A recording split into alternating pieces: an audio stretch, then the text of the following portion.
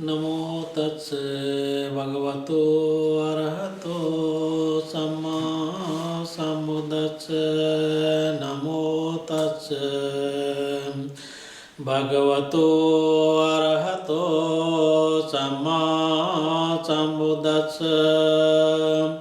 नमो तस् भगवतो अरहतो सम्मा सम्बुद्दस्स। नमो बुद्धाय। हम चर्चा कर रहे हैं मैत्री और करुणा के सागर विश्व गुरु शाक्यमुनि गौतम बुद्ध के जीवनी के बारे में। जैसा कि पिछले एपिसोड में मैंने बताया था कि सुजाता के खीर को ग्रहण करने के बाद बोधिसत्व सिद्धार्थ राजकुमार निरंजना नदी में अधिष्ठान किए और अधिष्ठान करने के बाद सिंह की तरह कदम को आगे बढ़ाते हुए उर्वेला वन में पहुंचे। जब उर्वेला वन की तरफ ही जा रहे थे तो रास्ते में ही उनको एक कृषहारा मिला जिसके हाथ में कुश के तृण थे। वो शाक्यमुनि गौतम को दान के स्वरूप में भेंट करता है। बोधिसत्व सिद्धार्थ कुश को अपने हाथ में लेकर के बढ़ते हुए आगे बढ़े और एक पीपल के पेड़ के नीचे उनको बिछा करके पद्मासन आसन में बैठ जाते हैं। पद्मासन आसन में बैठने के बाद वो अधिष्ठान करते हैं। पृथ्वी को साक्षी मान करके अधिष्ठान करते हैं और कहते हैं कि जब तक मुझे अब ज्ञान नहीं मिलेगा तब तक मैं इस जगह से उठूंगा नहीं। और ये अधिष्ठान ऐसा वैसा नहीं था। एक बोधिसत्व ने अधिष्ठान किया, वो पृथ्वी को साक्षी मान करके किया। जब जब इस संसार में किसी महापुरुष का जन्म होता है, महापुरुष जब महाअवनिष्क्रमण करते हैं, महापुरुष अटूट अधिष्ठान लेते हैं, तब तब पृथ्वी कंपित होती है, वो चाल आते हैं। वो संकेत होता है दुनिया को कि अब नया कुछ होने वाला है। इसी तरह से अधिष्ठान करते हैं तो भूकंप आता है, हलचल पैदा हो जाती है। और सिद्धार्थ उस पीपल के पेड़ के नीचे पद्मासन आसन लगा करके बैठ गए और साक्षी मान लिया इस पृथ्वी को कि अब जब तक मुझे ज्ञान नहीं मिलेगा तब तक मैं यहाँ से उठूंगा नहीं। यह दुनिया के इतिहास में बहुत बड़ी घटित होने वाली घटना थी। जैसे ही अधिष्ठान लिया, अधिष्ठान के साथ ही साथ इस पृथ्वी में चारों तरफ एक ध्वन प्रसारित हो गई। अगर उर्वेला वन में किसी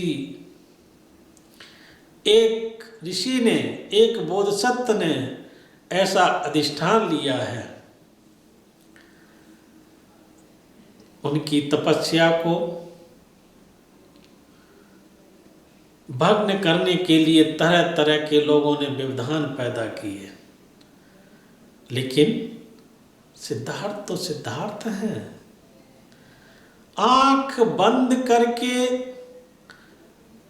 पद्मासन में बैठ गए, किसकी खोज में? सत्य की खोज में। किसकी सोच में? दुख की खोज में। किसकी खोज में? प्रज्ञा की खोज में, मैत्री की खोज में, करुणा की खोज में, मुदिता की खोज में, उपेक्षा की खोज में। अर्थात दुख मुक्त का सत्य मार्ग को जानने के लिए बोधिसत्व सिद्धार्थ ने अधिष्ठान ले लिया। और जब वो गंभीर मुद्रा में थे, मेडिटेशन में थे, तब तरह तरह के मार देवताओं ने सिद्धार्थ का ध्यान भंग करने की कोशिश की।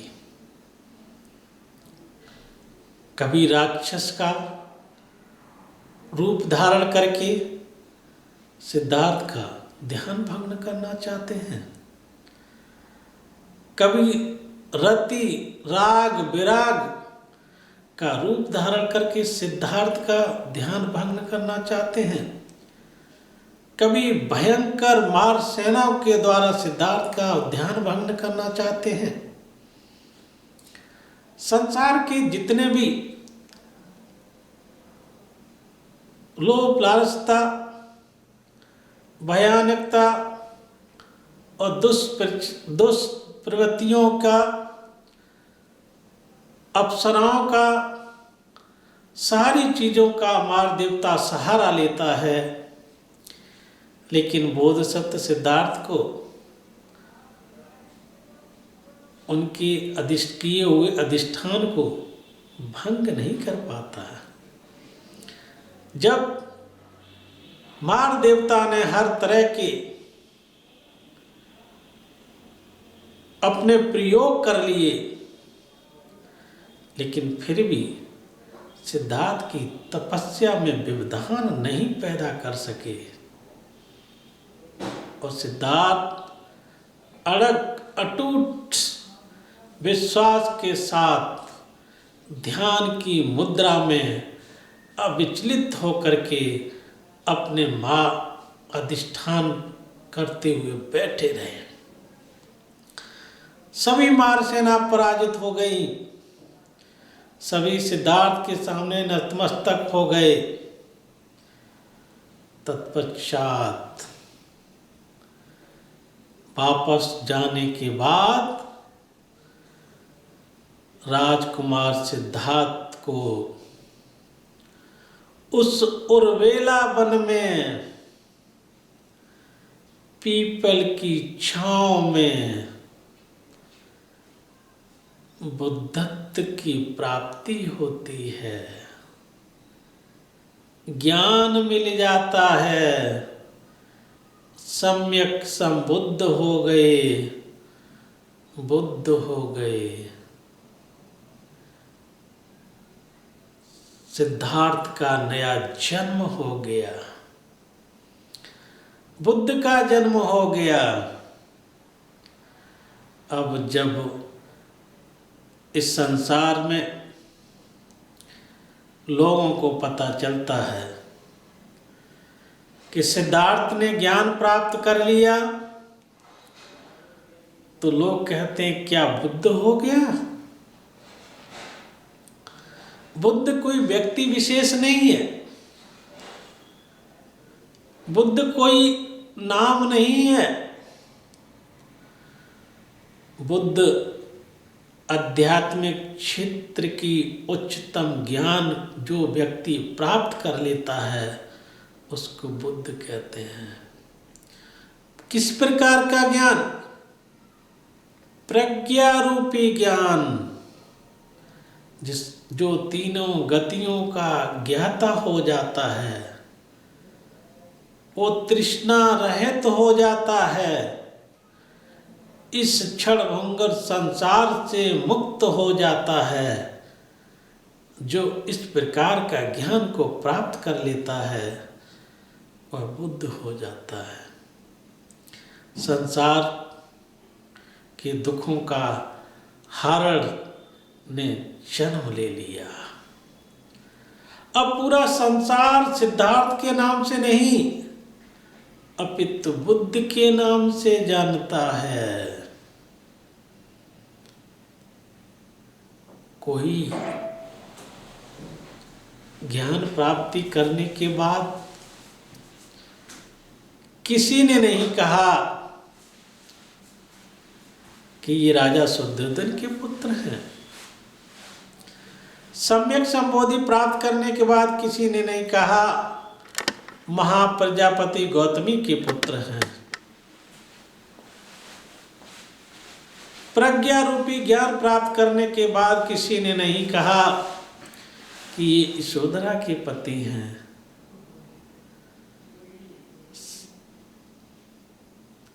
जब और कोई नहीं कहता है कि ये राहुल के पिता हैं, सभी ने कहा कि बुद्ध हो गए, बुद्ध का जन्म हो गया। 6 वर्षों के कठिन तप करने के बाद में उर्वेला की पावन भूमि पर जब उनको ज्ञान प्राप्त हो गया तो वो वृक्ष, जिसे पीपल का वृक्ष कहते हैं, वो बोधि वृक्ष हो गया। उर्वेला की जो भूमि थी वो बोध गया की भूमि से नाम से विश्व में विख्यात हुई। बुद्ध हो गया। बुद्धत्व प्राप्त करने के बाद भगवान 7 सप्ताह तक उस भूमि पर विभिन्न जगहों पर चिंतन मनन किया है। अब कोई उनको बोधसत्व सिद्धार्थ नहीं कहता, कोई उनको कपिलवस्तु के शाक्य राजकुमार से नहीं जानता। अब बुद्ध हो गए, भगवा हो गए, शाक्य मुनि हो गए, सम्यक संबुद्ध हो गए, शास्ता हो गए, तथागत हो गए, लोकविदु हो गए, विभिन्न नामों से इस संसार में विख्यात हुए हैं। चिंतन मनन करते हैं कि जो दुर्वीर गंभीर धर्म की जो मुझे प्राप्ति हुई है, ये कौन समझेगा और मैं किसको उपदेश करूं या न करूं, ऐसा चिंतन मनन करते हैं। जब चिंतन मनन करते हैं तो उनके मुख से एक उदान निकलता है। उदान अनायासी आपके मुख से कहे हुए शब्द जो हितकारी होते हैं, जो सुखकारी होते हैं, उनको उदान के रूप में जाना जाता है। कहते हैं अनेक जाति संसारं संदा विसंग अनिबिसंग गह कारकं गवे संतो दुखा जाति पुनः पुनः गह कारक दिठोसी पुनः गेहं न कायसी सब्बाते फासुका भग्गा गह कूटं विसंखितं विसंखारगतं चित्तं तन्नानं खयमज्जगाति। अनेक जाति संसार, अनेकों बार इस संसार में मेरा जन्म होता रहा है।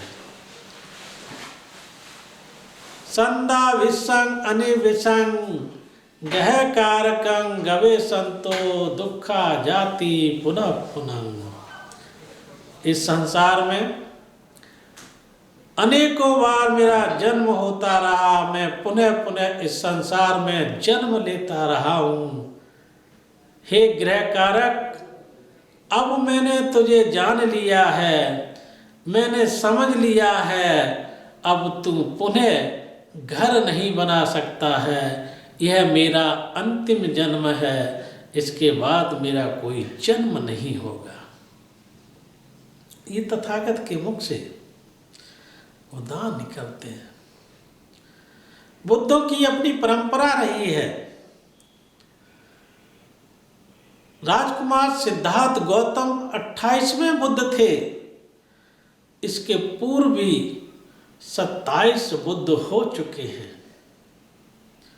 बुद्ध दो प्रकार के होते हैं, प्रत्येक बुद्ध और सम्यक संबुद्ध। तो राजकुमार सिद्धार्थ गौतम सम्यक संबुद्ध हुए, जिनको ज्ञान की प्राप्ति हो जाती है, बुद्धत्व को प्राप्त हो गए, सम्यक संबुद्ध को प्राप्त हो गए। तो प्राप्त होने के बाद भोजन हिताय भोजन सुखाय लोकानुकंपाय के लिए उपदेश करते हैं। अपना कल्याण के साथ ही इस संसार में रहने वाले बहुत जनों के सुख और हित कल्याण के लिए देशना करते हैं, उनको निर्वाण का मार्ग प्रशस्त कराते हैं। तो इसी तरह से जब राजकुमार सिद्धार्थ गौतम को बुद्धत्व की प्राप्ति हुई, वह दिन भी वैशाख पूर्णिमा का दिन है। कितनी अतुलनीय घटना।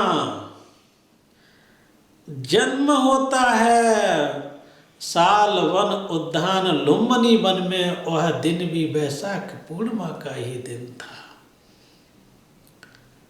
6 वर्षों तक कठिन तप करने के बाद उर्वेला की भूमि पर बोधि वृक्ष के नीचे ज्ञान की प्राप्ति हुई, वह दिन भी वैशाख पूर्णिमा का ही दिन है।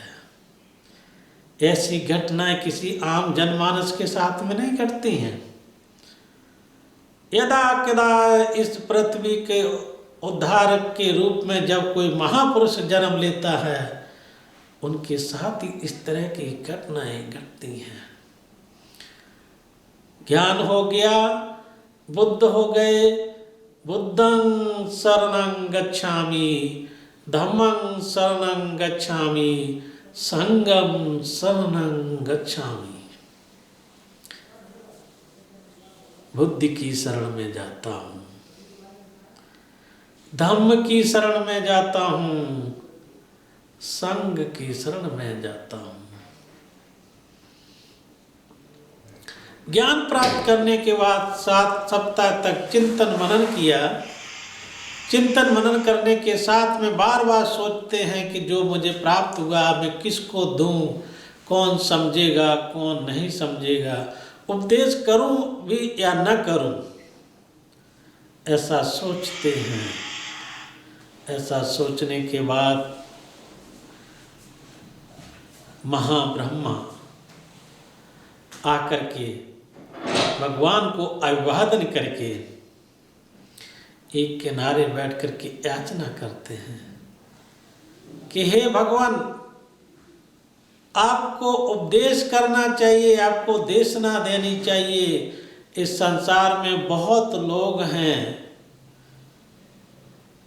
जो इस धम्म को समझेंगे और जिससे उनका कल्याण हो सकता है। फिर भगवान सोचते हैं कि मुझे पहले किसको देशना देनी चाहिए। तो देखते हैं, अपनी प्रज्ञा चक्षु से देखते हैं कि गृह त्याग करने के बाद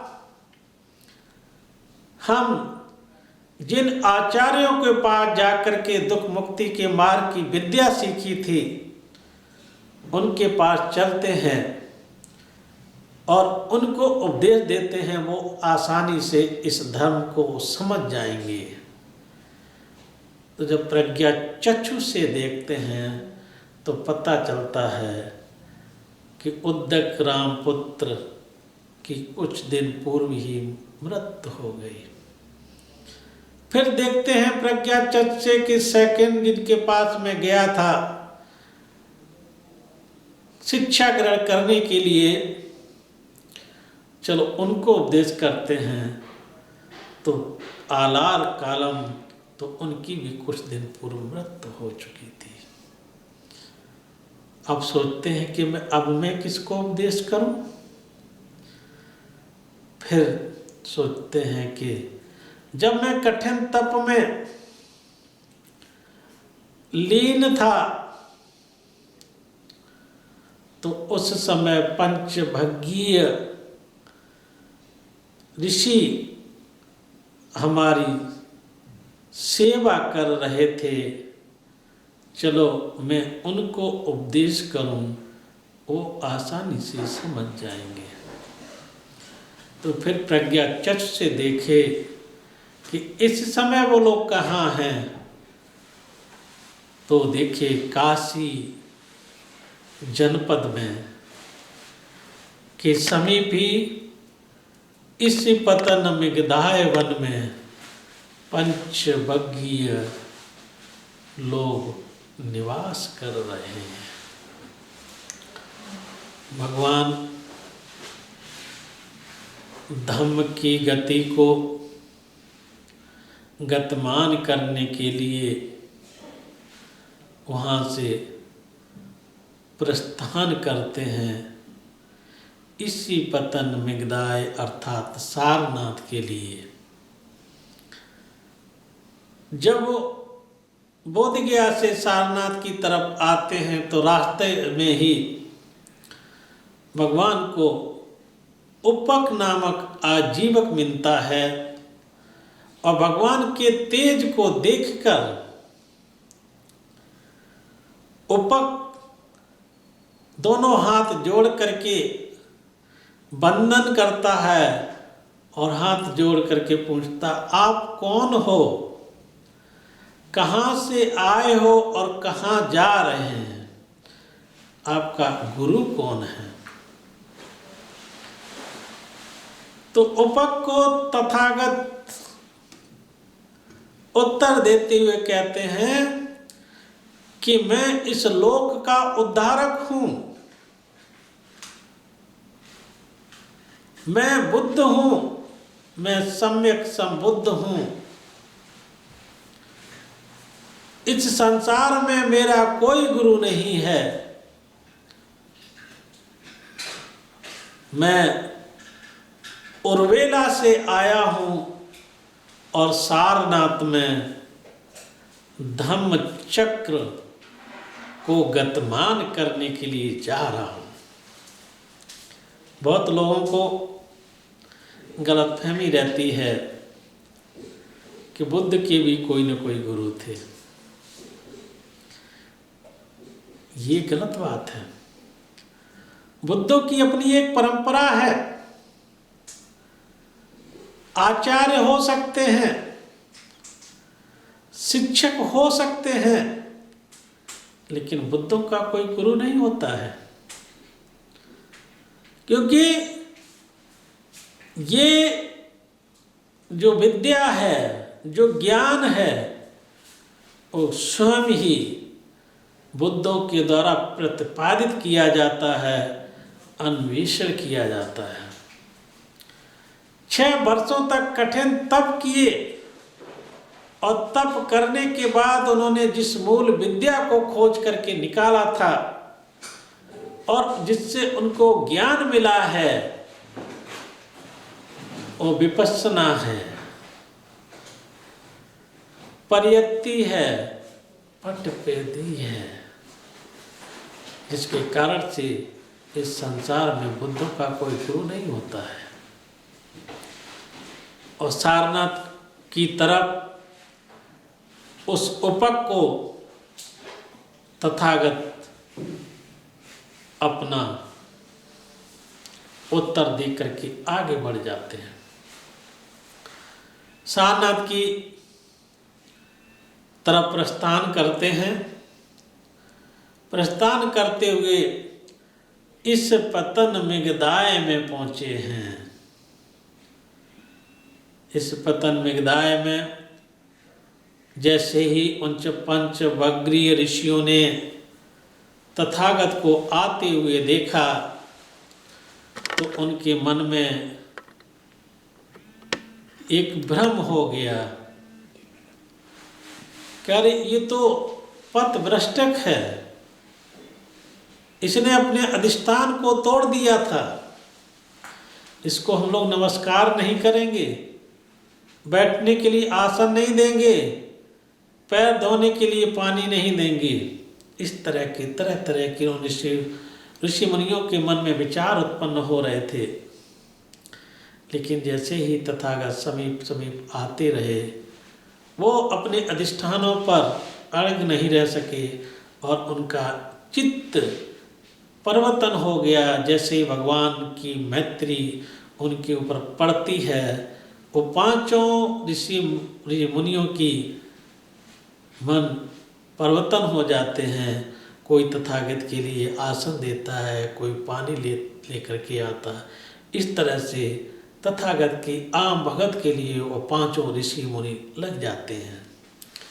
इसलिए तथागत बोधगया से सारनाथ में अपने धम्म चक्र को गतिमान करने के लिए अथवा परिवर्तन करने के लिए पहुंच चुके हैं। आप लोग क्रमशः इन एपिसोडों को देखते रहिए।